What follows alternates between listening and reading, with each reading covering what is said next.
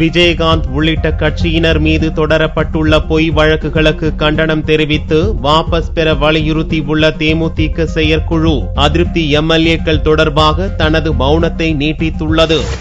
தேமுதிக செயற்குழு கூட்டம் அக்கட்சியின் தலைமை அலுவலகத்தில் ஞாயிறன்று நடந்தது. காலை 11:30 மணிக்கு துவங்கி மாலை 3 மணிக்கு முடிந்த இக்கூட்டத்தில் மொத்தம் 14 தீர்மானங்கள் நிறைவேற்றப்பட்டன.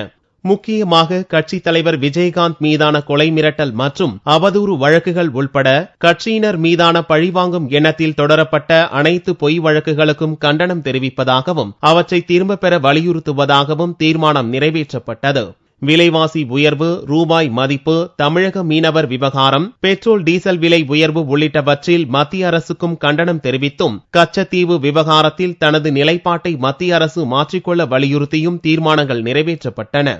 கட்சியின் 9வது ஆண்டு விழாவை முன்னிட்டு தூத்துக்குடியில் வரும் 22ஆம் தேதி விஜயகாந்த் தலைமையில் பொதுக்கூட்டம் நடத்தவும், லோக்சபா தேர்தல் குறித்து முடிவெடுக்க விஜயகாந்திற்கு அதிகாரம் வழங்கியும் செயற்குழுவில் தீர்மானம் நிறைவேற்றப்பட்டுள்ளது.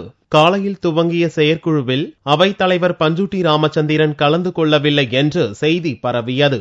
அவர் புறக்கணித்து விட்டதாகவும் பேசப்பட்ட நிலையில் மதியம் 2 மணி அளவில் கூட்டத்தில் பஞ்சூட்டி ராமச்சந்திரன் கலந்து கொண்டார். மேலும் 29 எம்எல்ஏக்களை கொண்டுள்ள தேமுதிகவில் 7 எம்எல்ஏக்கள் அதிருப்தியாளர்களாக மாறி முதல்வரை நேரில் சந்தித்தனர். கட்சி நடவடிக்கை எடுக்கட்டும் என்று அதிருப்தியாளர்கள் சவால் விட்ட நிலையில் இக்கூட்டத்தில் எவ்வித பரபரப்பும் ஏற்படவில்லை. அதிருப்தியாளர்கள் தொடர்பாக மௌனம் நீடித்ததால் செயற்குழு கூட்டம் காரசாரமாக இல்லை. கட்சியினரின் மறைவுக்கு இரங்கல் தெரிவித்ததோடு கூட்டணி குறித்து முடிவை அறிவிக்காமல் முடிந்தது தேமுதிக செயற்குழு கூட்டம்.